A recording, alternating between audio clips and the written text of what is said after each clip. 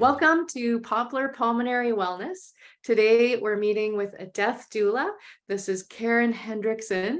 Karen, thanks so much for joining us. Well, thanks for having me. I'm so glad to be here. Just to give you a little bit on my background, I coach in life, death, and all the messy in between. I'm a death doula, death educator, and co-founder of the Death Doula Network International.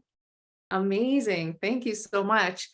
I think a lot of people would be surprised to hear that there are death doulas. Is this a new profession? What is a death doula? Well, some would say it's a really old profession. Because if you go back 100 years ago, we did take care of our people in illness and in death within our homes. We like to, those in the death doula community like to say that we are re-pioneering this work. So it is not a new role, but it is certainly new in our communities today and in our society today. And our role here it's a non-medical role. And what we do is we help to augment all of the services that individuals and families receive in the process of illness, chronic illness, terminal illness, and then, of course, in the months or the days or hours coming up to death. Amazing. Our members are people who are living with chronic lung disease, and some of these diseases can be fatal and certainly cause some suffering in living as well. So in working with a death doula, what kind of support or what kind of care are people looking for? It's really so individual in relation to where the individual is at when it comes to acceptance of their illness, acceptance of their mortality. But generally speaking, what we try and do first off is help the individuals and their care providers and their loved ones recognize that despite the fact that illness takes away so much control and choice in life, and we become essentially controlled by our disease, right? Medical appointments, and certainly in the case of respiratory illness, oxygen requirements, exertion requirements, all of those things. What we do is we help individuals to find possibility where they still can have control. So it's having good understanding around end of life planning or advanced care planning. So a lot of the work we do, even with healthy individuals, relates around this advanced care planning. And my approach to that is really first off helping people find comfort and clarity in their beliefs and their values and their wishes with respect to, what care intervention do they want or not want? How do they want this experience to look like over the long term for them? When they get close to that end of life period, where would they prefer to be? In facility, at home? Who would they want to be supporting them? What things make them feel really good about their environment, and how do we incorporate those things? So these are all things from a personal comfort perspective that go beyond the medical directive piece that really help bring an individual and those that care about them closer together, so that collectively what we can create is potentially a better outcome, an outcome better than it might otherwise have been without having these conversations first off, but also too, when we can help to open the doors of communication about how we're feeling about this experience, both as individuals, whether I'm the person with the illness or I'm a loved one or a caregiver. If we can have these open conversations and step into the vulnerability and the truth of what's happening together, then what we have the opportunity to create is more sacred memory around this end of life experience versus a memory that's filled with regret and uncertainty and questioning. So as an ill person, if I can get clear on what my wishes are around the care that I want, and I can be clear with those that I want to speak for me, my medical representatives, who those people are, if I can be clear about what matters to me, and I can know that my assigned medical representative will act on those wishes for me, they aren't left with doubt and uncertainty about decisions that they're making. And I don't have to be concerned about what's going to happen to me that is outside of my wishes. It allows everybody to get a little bit closer to the better outcome, right? So I say all the time, the best gift we can give ourselves is a life well lived, and the best gift we can give our loved ones is a death well planned for.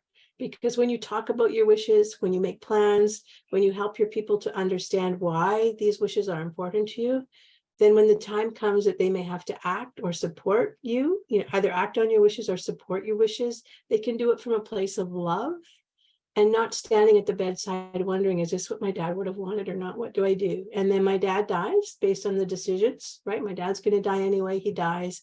And then 6 months, a year, 6 years later, that grief still weighs heavier on me because I continue to question and regret the lack of clarity I had in that moment. So let's just love our people and love ourselves. So that's a big part of work that doulas can do.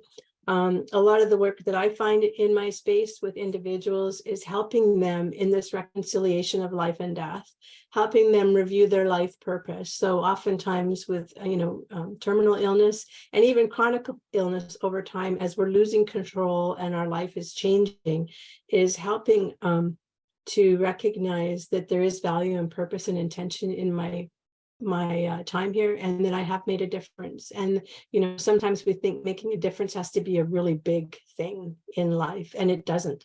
Some of our greatest impact is just in relation to the people that we spend our lives with, right, that we engage with, that kind of thing. So we help with some of that. We help a lot with some doulas help a lot with this whole element of grief that occurs in the process of illness. So, chronic illness is debilitating and people are losing things every day. I witnessed this with my own husband who has a lung disease as well, right?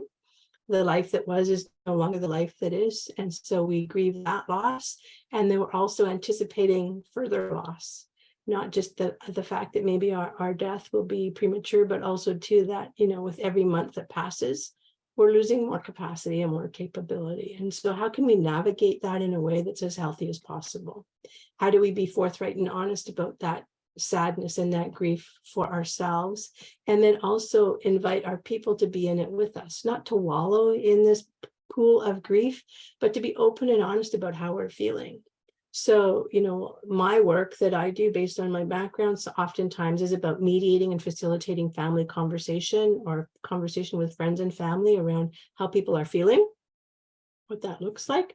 So it's all about the conversations. Another element of this can be all about, planning for those final days. How do we arrange for a vigil team? Who's going to be that vigil team? If you want someone, if you're choosing to die at home and a team of people, we want a team of people to be around the clock with you for those past few days or those last few days. How can we coordinate? Who should those people be? What do they need to know? So we help to educate a lot on the opportunity for this to happen, how they can invite people to participate. And then we help them in understanding what actually happens in the active dying process, right, over the course of months and days. So oftentimes, if you're the watcher, if you're the caregiver and you're watching, a lot of what can occur in a person as their last few months and their weeks come to pass, you could be quite fearful about what maybe you might be witnessing and misinterpreting some of that.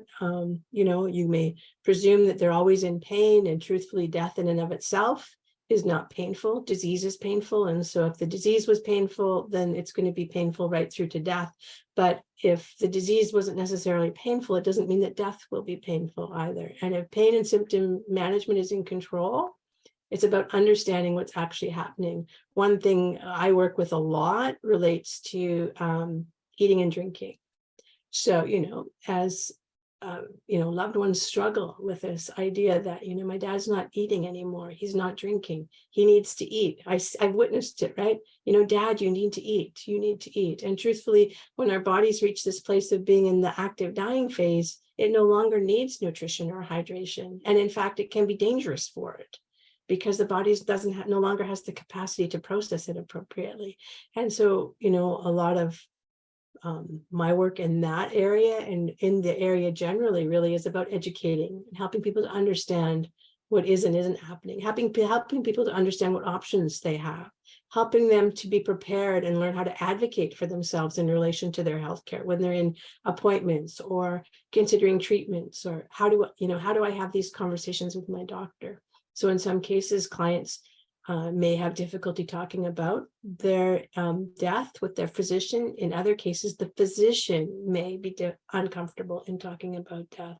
And so how can we help individuals and families prepare for those conversations, right? It's planning ahead of time. What questions do I want answered? Who should I seek out to give me this particular support, right? So it's resources and support, it's planning and preparation, it's planning for conversations with loved ones, it's legacy work, can help with legacy work. So one of the things that I do as a licensed willow educator is I use what they have as a 5-minute legacy love letter tool. It's a 5-point tool that's absolutely beautiful and helps individuals to write letters to their people if that's something that they're called to do in a simple format, right? In a very simple format, coming from a place of the final things we want them to know versus potentially all of the stuff that might have happened down the road.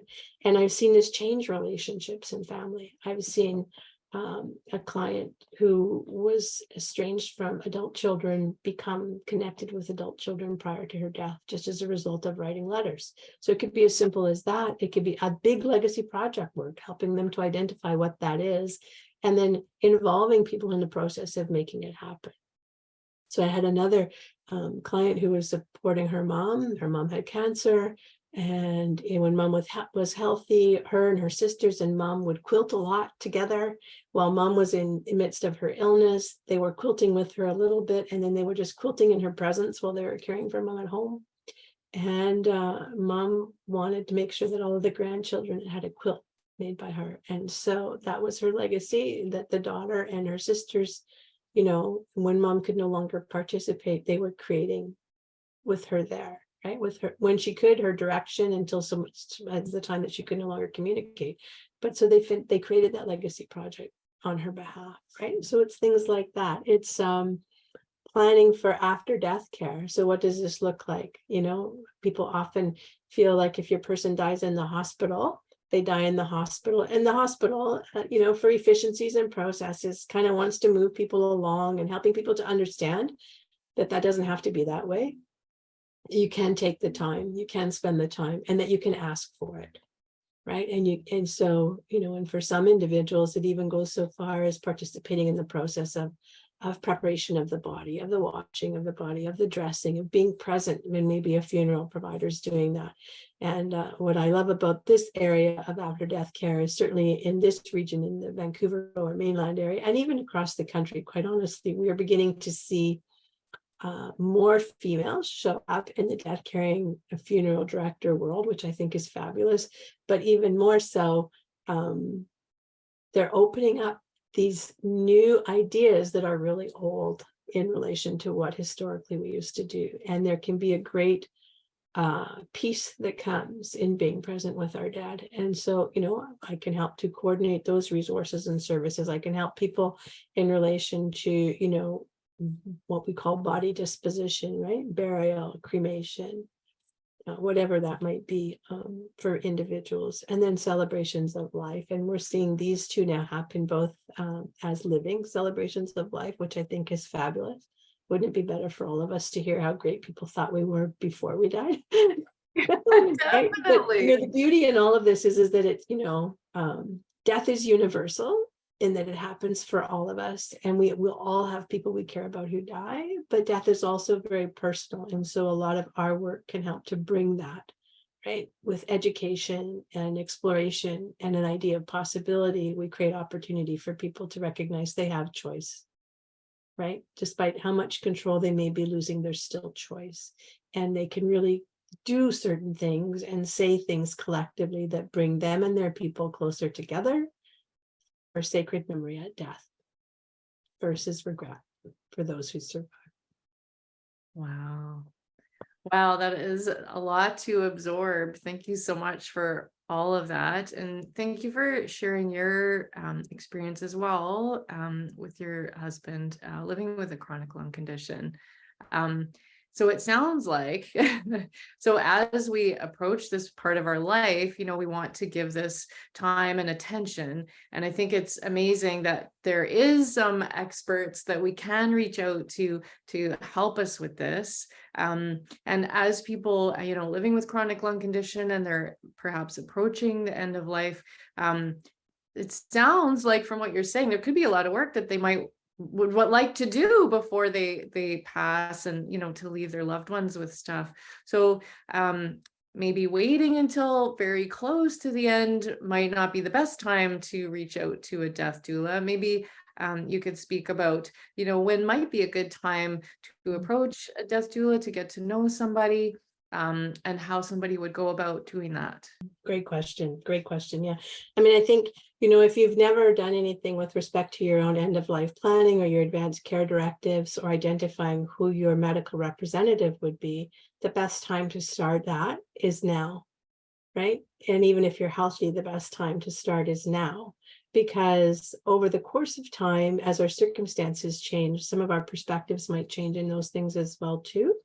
And there's no question that it's easier to make good decisions and give clear thought when we are not in the throes of the stress and fatigue that comes with illness, right? So, I know from our own personal experiences with my husband in the beginning, when it comes to diagnosis, there's a lot of uncertainty and a lot of fear that overrides everything that's going on. And so, we don't necessarily have the best clarity of thought. But if that's where you're at and you have not given consideration to sort of what you would wish for and how you want things to play out for you, then that's the best time. The piece in it is that, it's approaching this from the basis of what's most important to be done. And so usually it's a matter of, where do you start? If you haven't got the legality stuff taken care of, get that taken care of. That's your wills and your power of attorney, right? As your financial matters, your estate planning, all of those things. If you've not done any of that, that's first priority.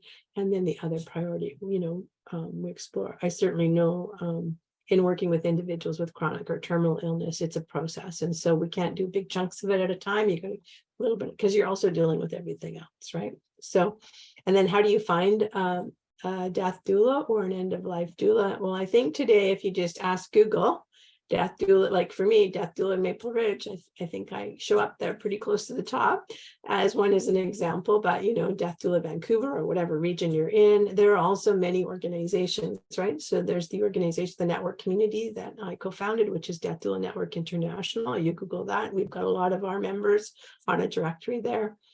End of Life Doula Association of Canada does as well. And then there's some other collectives, smaller collectives that are starting to crop up all over the world, actually, which is fabulous. And then there are international or US organizations as well, too, where you could find them. But if you Google today, you likely will find some. What I do know is that once somebody's worked with a death doula, they tell people. Right? They tell people, so, and then I've never not heard with all of the clients that I've worked with, I've never not had one of their survivors. So one of the loved ones they live behind afterwards, a month, 2 months, 6 months, sometimes a year later on the anniversary, reach out to me and say, hey, Karen, I was just thinking about everything that went on with my mom, and I want you to know you made such a difference for us. And so, whatever that is, right? Whatever that is, it can make a big difference. And so, yeah, today you can Google and you can find one anywhere, probably just about. Wow, that's amazing.